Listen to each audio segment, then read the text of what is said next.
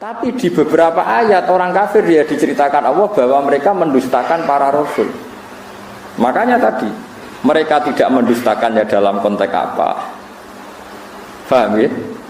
Mereka mendustakan dalam konteks apa? Ya sama, Nabi misalnya ngendikan wong sing ning omahe ngrumat asu. Iku malaikat gak parek-parek. Lan ibadahe ditolak pangeran dihapuskan sekian hari. Mau ono cerita ngombeni asu di sepuro, saiki ono cerita ngrumat asu. Masalah, malaikat saja tidak mau dekat. Faham sebelum maksud ini? Ben sampean ngerti bahwa meneliti ulumil Quran itu rumit. Dan itu butuh ulama. Ulama saja jangan hanya baca, tapi punya tradisi ahwal. Nak kowe maca tok iku gendeng. Kaya wong maca tafsir Sawi, bariku maca tafsir Jalalain terus diperbandingkan tafsir Ibnu Katsir. Kalau dia tidak punya ahwalil ulama, malah jadi setan. Keman ta'alama bila sayyidin fa sayfuhu nabo setan. Makanya ada cerita unik. Jadi ulama di Sewu ya rada unik, ya rada beling tapi belinge ulama. Ana ulama jenenge Ahmas, wis gak priyayi, senang masjid, lambine dicoplok. Barang kelabine dicoplok niku guntingi bulu ketek. Napa cara mriki kelek niku? Pokoke bulu ketek. Itu guntingi. Temenan ning jero masjid gak kelambenan. Sing pas iku ana mubalek pidato. Zaman itu Ahmas itu terkenal lah populer. Terkenal. Oleh pidato ini haddatsana ngene termasuk haddatsana Ahmas ngene terus cerita. Cerita fadilah salat macam-macam. Terus dari ini Ahmas, kamu jangan mendengar mubalik itu, dia itu bohong. Terus setelah itu mubalik itu nggak tahu kalau itu Ahmas. Ala tastahiyya syekh, kamu apakah nggak malu di depan orang banyak di masjid? Nak guntingi bulu ketek di depan umum, boyo desain barang. 5 ada. Kenapa saya harus malu? Anak disunnatin wa anta fikih. Termasuk sunnah, termasuk fitrah adalah guntingi bulu ketek. Anak disunnatin. Kue bodoni. Kok bisa saya ini mubalek, saya ini pidato. Anal Ahmas. Kue muni haddatsan al Ahmas, anal Ahmas sing jenenge Ahmas yo aku iku. Kue mula-muli murid aku ora kenal kue. Ini penting kula aturaken karena sekarang orang itu meneliti Islam itu tidak pakai guru. Sehingga cara memahami dia tentang nahi mungkar atau tentang amar ma'ruf, tentang apa saja itu tidak punya ahwalal ulama. Makanya kalau menjadi ulama tradisinya selain memegang beberapa literatur atau marojek kitab-kitab sahihah, al-kutubus sahihah, juga ada ahwalal ulama. Ahwal itu satu perilaku konsensus yang diyakini antar ulama. Ya saya ulang lagi, yang diyakini antar apa?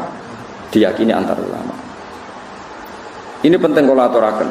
Karena ulama itu punya guyonan banyak yang kita tidak pernah tahu. Misalnya begini. Ana wong senengane ngrasani wong. Nah, kowe santri amatir terus ngrasani wong itu dosa ngene. Tapi ulama itu punya pikiran begini. Ana wong misalnya jadi lonte atau maling, sudah dirasakane wong sak desa. Gara-gara kesalahannya sering dirasani dia jatuh, enggak dihormati di masyarakat situ. Nah, ulama udah takoki ngrasani hukume piye, Mbah? Ya dosa.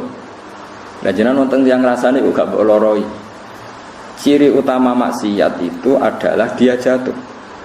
Lahum fid dunya khizyun. Pasti karena dia lonte atau dia maling atau copet. Pasti Allah mentakdir. Ciri khas maksiat itu diantara hukumannya adalah jatuh di dunia dan jatuh di akhirat. Dan awal kejatuhan adalah jadi gunjingan atau dirasani wong akeh. Bagaimana Anda bisa mengharamkan sesuatu yang menjadi hukumannya Allah Subhanahu wa ta'ala? Ini ulama, sehingga dia ya tetap kalau tanya hukumnya ngrasani wong piye ya dosa. Tapi jenengan ana ngrasani kok menengahi. Ya menengahi. Ya ora mesti nerangno ndek, tapi kula ulama ngerti. Maksudnya iku ya pancen khase kesalahan ben dadi rasane wong ben jatuh.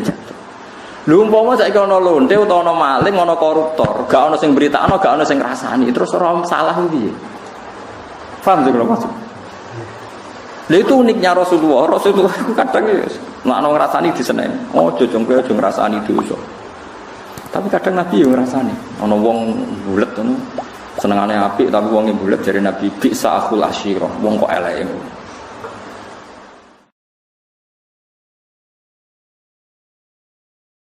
ulama maling ngarang kitab. Ngerasane iku haram kecuali 6 hal, 1 ini 2 ini. Nah, pengen ngapalo kan rahasia. Wong jumlahe napa? 6. Nah, itu cara berpikir adalah apa yang dilakukan Nabi itu menjadi hukum permanen apa enggak? Apa hanya waqiatul hal, memang hukum itu begitu, tapi nggak bisa diteruskan kayak kasus tadi apa, kayak konteks tadi apa itu, lonte, bagin atau bagiyah makan ini kok, ngombeni nopo asu. Kue raiso terus mentang-mentang, asu itu hewan kehormatan, sehingga sing ngombeni di sepuro, padahal dosanya gede lonte. Kue ada nganti mafhum ngono neraka. Sing marahi sapa kue di pemikiran ngene. Paham ya? Tapi ora mbok mafhum kok goblok wong kok ora iso mafhum. Yus pokoke meneng ae, pokoke ngono iku tau kejadian. Mulane ulama rata-rata wis kaya wong goblok. Pokoke tau ana kejadian. Wong mateni wong 99 di sepuro. Bareng ana kiai muni ra di sepuro dipateni ne. Satu. Dadi kena ulama tenan mau cerita, ana kejadian wong mateni wong 100 di sepuro pangeran. Tapi rasa mbok mafhum. Lah jenengan mateni piro? 5. Wah enteng sing 100 di sepuro iki lagi kurang 95 ora gitu. Mulane ngger ulama kok debat mbek intelektual rasane mbok mergo intelektual iku goblok tapi mbok pinter. Perkarane iku kabeh dianalisa. Tapi materine pas-pasan. Nah ulama walian materine akeh saking udine pangeran ra iso omong. Dadi terus kok goblok. Nak debat terus koyo goblok. Tapi iku ulama. Ya karena kita punya perhitungan. Apa itu nyata? Misalnya rodok ya unik. Kayak Mustafa nak nyusu rondo itu jadi anak rodok gak setua ini. Enggak kan syaratnya bayi rodok enggak sampai umur pinten 2 tahun. Tapi pernah ada satu kejadian jenenge Salim itu dia mamaan. Salim Maula Hudzaifah itu dia mamaan. Ben dadi dulur rodok bukan nyusu wae pira wis tuwa kok Dek Salim wis tuwa. Iku kabeh ulama tiap fikih ana bab rodok. Wa amma qisatu Salim. Nek ana cerita Salim solusine dirodokkan. Kowe coba bayangno nyusu mentel iso wae diperes to Mas. Pikiran ngeres temen. Dadi nyusu ora kudu mentel iso wae diperes. Pikiran kok pornografi ya. Kabeh ulama fikih mesti kangelan menjawab wa amma qissatu Salim fa muhtasun bi. Itu khusus Salim. Jadi kadang apa yang dilakukan fatwanya Rasulullah itu kadang kejadian khusus, enggak bisa digeneralisir. Karena kalau kamu generalisir ya bingung tenan. Misalnya di surat yang sama, di surat Tobat ada faqtulul musyrikina haitsu wajadtumuhum satruse. Bunuh orang musyrik ketika ketemu di mana saja. Di ayat yang sama, di surat yang sama, tapi anak ayat wa in ahadum minal musyrikin astajaruka yuk fa'jiru hatta yasma'a kalama. Kalau mereka ingin ngaji ya ulang ngaji sih. Karwane nek diulang ngaji ra iso-iso ya piye meneh. Tapi nek masalah ra iso ora kudu wong kafir, wong Islam diulang ngaji ra iso-iso kan ya akeh. Ya napa mboten? Apa wong Islam nek diulang ngaji terus iso kan ora mesti. Iku paling angel ning bab ulumul Quran. Ini paling sulit. Karena ya memang sulit. Dan enggak perlu dipecahkan. Saya ulang lagi itu enggak perlu dipecahkan. Ya sudah, kita tidak tahu kita yaumil kiamah, enggak apa-apa. Daripada kayak keputusan biru, satu orang sanggih keputusan.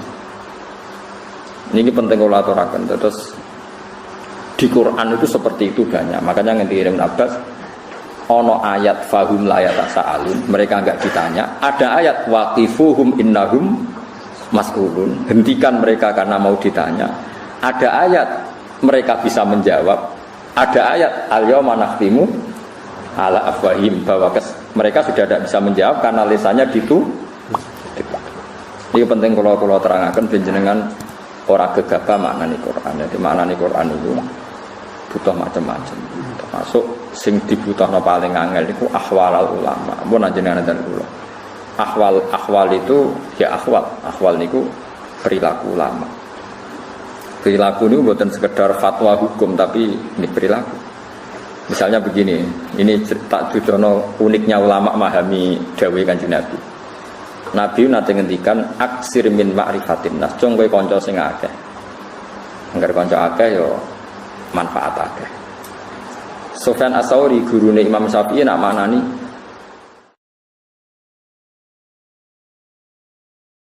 maknane aksir min ma'rifatin nas maknane aklil. Kowe iku nak kancanan sithik wae aja akeh-akeh. Kok saged wong hadise akeh kok ngongkon sithik. Ya maksudnya nek kancanan wong macam-macam kok terus kecewa. Nek kecewa dadi entuke ono sithik. Terus ditakoki mbek murid, dalile napa nak maknane ngoten? Ya dalile gampang. Kowe kancanan akeh tujuan apa? Nggih kersane kathah silaturahim. Kowe kecewa mbek wong sing kenal tambah sing ora kenal, ya mbek sing kenal. Kowe ngrasani wong to nyakiti wong mbek sing kenal ta sing ora kenal, ya mbek sing kenal. Berarti kenal wong akeh potensine dosane akeh. Wong ganggu wong akeh ngrasani wong akeh. Kula mau ora kenal Mustafa kan ya ora tau miso, ya ora tau kecewa berhubung kenal. Napa? Kecewa. Wahal tungkirun nas ilaman ta'rif. Kowe ora bakal kecewa mbek wong kecuali wong sing misalnya kowe darani tanggamu sombong. Kenapa barani sombong? Mergo kenal. Bareng kenal ketemu ra nyopo, sombong ketemu wong gledak-gedek ra takok. Misalnya kene ning Jakarta wong gledak-gedek ra kenal kowe barani sombong to ora? Ana cah ayu kowe kenal, mbok jak kenalan ra gelem. Kowe darani sombong, tanggaku tak jak kenal ra gelem. Artis sing ra kenal kowe ya ra kenal kowe, jute ya ora barani sombong. Mergo mboten apa? Itu ulama. Nabi dawuh aksir min ma'rifatin nas, ndekne maknane aklil min ma'rifatin. Itu kan enggak gampang. Orang punya pemaknaan seperti itu enggak gampang. Butuh sekian ribu hadis yang dia hafalkan sehingga dia tahu yang dimaksud tradisi Nabi itu seperti itu. Belum lagi di masalah fikih, di masalah-masalah fikih. Imam Syafi'i kecil ketika umur 15 tahun, 16 tahun itu menjadi mufti. Itu mau dites ngene tok mbek gurune. Ini ruangno tenan. Nabi nate dawuh ngeten, wes wong pinter kaya apa nak maca tek hadis iki ora ngarep paham, nak ora ngerti ahwalnya Rasulullah. La tukharrikut ta'ira min wakanatiha. Aja geman ngobahno kurungan manuk. Nggih, aja geman nak manuk ning kurungan niku mbok obahno. Wis ngono tok Nabi ngendikan. Manuk nak sing kurungan di napa sangkar itu aja obahno. Ini sih pikiran wong kan, sakit manuke lagi ngantuk kok diganggu. Utawa piye lah pokoknya lha apa obahno tujuane. Tapi Imam Syafi'i wong alim alama, gurune bae wong alim. Oleh maknane ngeten. Karena fil jahiliyah, zaman jahiliyah niku wonten tradisi. Kalau mau pergi itu tes-tesane iku manuk. Manuk dakok kurungan terus digusah. Dibuka posisi kurungan tapi lawangnya dibuka. Nak digusah miberangan berarti lunga iki mubarak. Lunga ini berkah. Bahasa Arab manuk ta'ir. Ta'ir itu bahasa Arab maknane napa? Manuk. Nak digusah melayu ngiri berarti lungane gak barokah. Lah Nabi itu melarang orang pergi atau orang bisnis berdasar mibere manuk. Lah itu disebut qalu innama ta'irukum ma'akum inna tatoyarna bikum. Jadi wong Arab itu tatoyur itu membuat keputusan penting berdasar terbangnya manuk. Paham sih kalau maksud? Bayangno misalnya sampean gak di tradisi ulama terus mau tek hadis, jong manuk iku jobano apa kurungane. Terus kowe maknane kan mau ngono tok. Paham sih kalau maksud? Tapi Imam Syafi'i iso maknane iku adalah wong Arab memutuskan sesuatu penting berdasar mibere manuk. Mulane ning Quran disebut innama ta'irukum ma'akum inna tatoyarna bikum wa kullu insanin alzamnahu ta'irahu fi 'unuqi. Kabeh karo ta'ir. Bareng Imam Syafi'i iso nerangno ngono terus gurune nangis. Al yauma aftiya Aba Abdullah. Kowe cek cilik lah wis oleh fatwa. Wong kok pintere ngono. Kowe iso bulet to, manuk iso bulet. Kowe iso bayangno wong pinter kan.